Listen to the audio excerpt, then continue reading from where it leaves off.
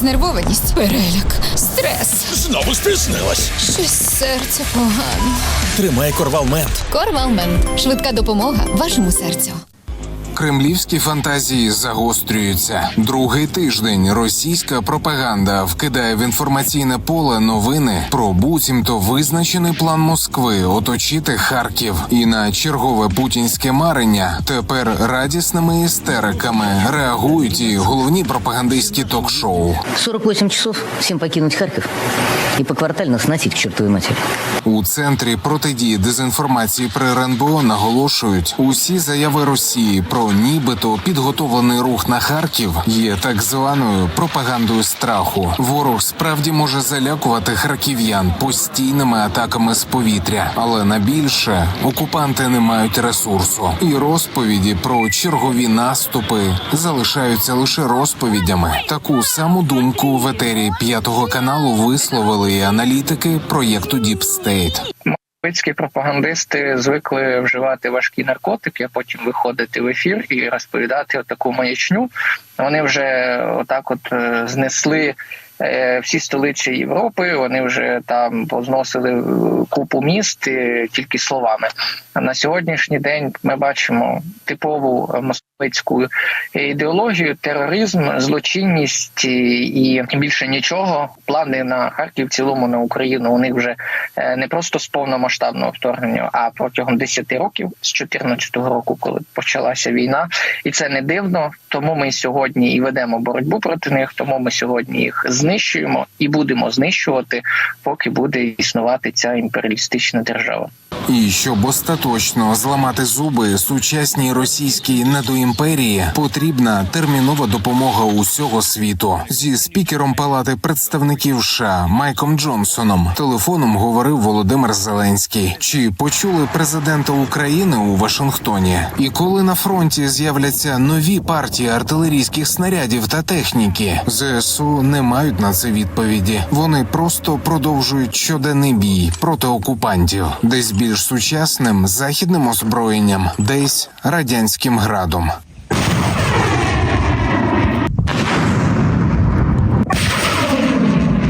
Бійці 59-ї механізованої бригади кажуть, що ситуація не змінилася. Обстріли щодня. Ворожі дрони над українськими позиціями у будь-яку годину. Війна завжди є. Війна, тут постійно ведеться вогонь зі всього, що є. Авіація, артилерія.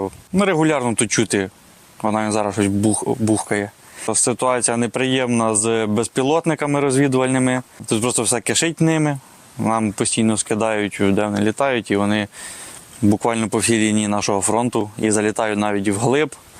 І це може становити дуже велику небезпеку. Відчутну небезпеку відчуває бункерний диктатор. Путін згадав про план України вже невдовзі отримати винищувачі F-16. І тепер міркує, що ж робити, якщо вони опиняться на литовищах країн НАТО. Конечно, если они будут применяться с аэродромов третьих стран, они для нас становятся легитимной целью, где бы они ни находились. Але насправді легітимною ціллю для росіян чомусь стають їхні ж власні літаки. Очевидцями такої дружньої роботи ППО стали мешканці Севастополя. Вічного польота, чи як там кажуть на болотах. Уебало щось, ебаться. Сейчас как ебнет.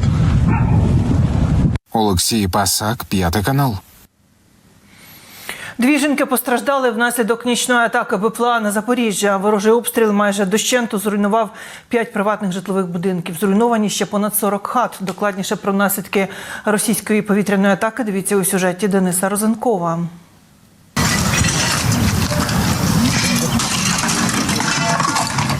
Рятувальники та комунальники розбирають руїни приватних будинків. Вибиті вікна, понівечені дахи внаслідок нічної атаки росіян безпілотниками на Запоріжжя. Постраждало все. Вікна постраждали, дах постраждав, криша повністю зруйнована. І покрівля, і стропіла, і причіпок. Зруйнований будинок пані Тетяни. Жінка бідкається, працює в дитячому садку, тож має невеличку зарплатню і не знає, де брати гроші на відновлення хати. Як буду? Буду чекати допомогу. Зарплата у мене дуже маленька, тому чекати якоїсь іншої допомоги не приходиться, тому що бюджетникам не дають ніякої допомоги майже. Оглядає руйнування власного житла і сусідка Олена. Да, вы смотрите, окна забитые, нигде ничего нету. Потолок обваленный в комнате. Крыша, он сквозняк. Машины пострадали. Короче, все.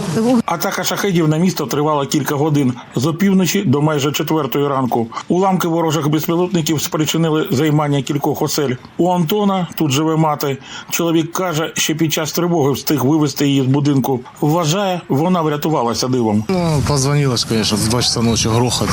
Собаку отвязали, где-то убежала, не знаю. Я же прилетел сюда ночью бегом. Слава богу. Живая осталась. Слава богу. За даними міської влади Запоріжжя, постраждали будинки приватного сектору у 3 районах міста. Щонайменше 5 напівзруйновані і ще понад 40 пошкоджені. Пан Михайло бідкається, будував свій будинок кілька десятиліть, а втратив усе майже в одну мить. Вибухова хвиля була настільки потужною, що шматки дерев'яного паркану пробивали стіни. Будинок зруйнований, ну скажімо так, високим на 80, повністю зруйноване утеплення, зруйнований дах, зруйноване в будинку в самому зруйновано багато руйнувань. Всі вікна вилетіли. Все видно наглядно. Від ранку комунальні служби латають дахи на будівлях та затуляють вікна плитами ОСБ. Представники міськради Запоріжжя обіцяють надати постраждалим компенсації та матеріальну допомогу. Зараз повністю працюють всі наші комунальні служби, будівельні матеріали, дома. Зараз повністю будемо видавати людям шифер, будемо видавати, перекривати криші, вивозити сміття і надавати всі відповідні соціальні допомоги, які потрібні в таких випадках. Містяни ж, оговтуючись від чергової атаки, впевнені, що росіяни за все відповідатимуть. Гарних слів немає, воно все їм вернеться. Бог не теля, бачить звідтиля. Оце я можу тільки сказати. Хай воно їм вернеться старицею. Загалом упродовж минулої доби росіяни завдали 400 ударів по 7 населених пунктах Запорізької області. Денис Розенков, Дмитро Дубіна, Запоріжжя, 5 канал. Києву може загрожувати збільшення ракетних атак та прориви ДРГ агентури ворога. Про це повідомив очільник військової адміністрації міста Сергій Попко. Він зазначив, що з огляду на такі загрози вже провели невідкладне засідання Ради оборони Києва. Навіть підготували низку рішень, що чекає на мешканців Києва. Чого саме торкнуться зміни та про що це все думають кияни? Юрій Пугач продовжить.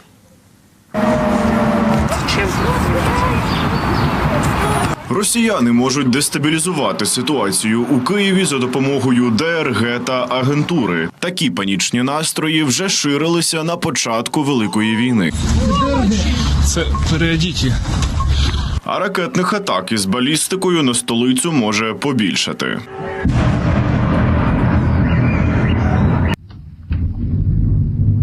Через такі загрози у Раді оборони міста Києва провели невідкладне засідання. Про це повідомив начальник Київської міської військової адміністрації Сергій Попко і повідомив, Рада підготувала низку рішень. Зокрема, у подальшому переглянуть можливість проведення у місті масових заходів. Переглянуть також і те, як нині функціонують громадський транспорт та спортивні, культурні, освітні, медичні і розважальні заклади. Силові та військові структури посилять патрулювання у місцях скупчення людей. А ще всі відповідальні особи мають забезпечити постійний доступ до укриттів та підготувати пункти незламності. Окремо моніторитимуть соцмережі, шукатимуть поширення дезінформації та провокацій. Киян начальник військової адміністрації закликав зберігати спокій та не панікувати. І пояснив, це усього-навсього превентивні заходи, аби столиця та її мешканці були надійно захищені. Та от що про все це думають кияни і чи переймаються взагалі? Правильно зробили, ну як? Должна ж бути якась защита превентивна. Ви вірите в таку додаткову загрозу для столиці? Вполне допустимо. Почему бы и нет? Что стоит запустить этих диверсантов сюда? С парашюта скинули и все. Такие изменения вполне себе нормальні. Я думаю, це нормально.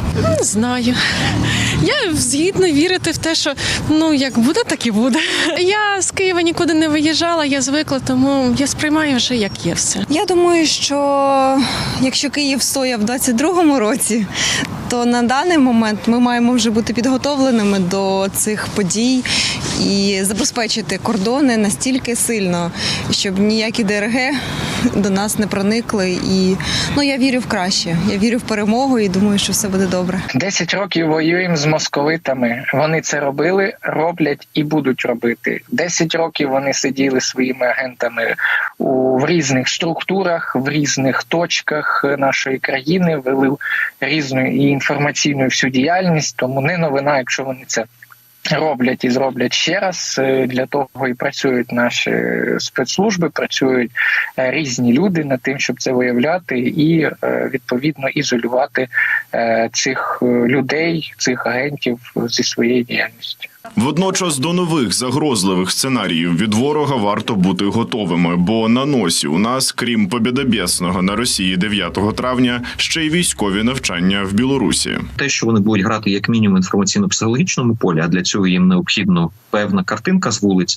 це 100%. В Україні по цій схемі політичній не вдалося розхитати ситуацію. Відповідно, будуть гратися в соціальне напруження, в якісь теракти або якісь інші способи можуть спробувати погратися для того, щоб дестабілізувати ситуацію на цьому тлі і створити враження, що все навколо горить і ніякого просвіту взагалі нема. І Росія наступає на всіх напрямках, бо нагадаю, що паралельно з цим ще будуть навчання відбуватися російсько-білоруські на території Білорусі. Експерти зазначають, що ці навчання реальної загрози для України не становлять. Щодо можливих терактів, ДРГ і агентури, наші спецслужби за ці роки вже знають, як дати їм раду. А от щодо ракетних атак, настанова єдина – бути пильними і не нехтувати сигналами про повітряну загрозу. Юрій Пугач, Лідія Середюк та Олександр Павленко, 5 канал.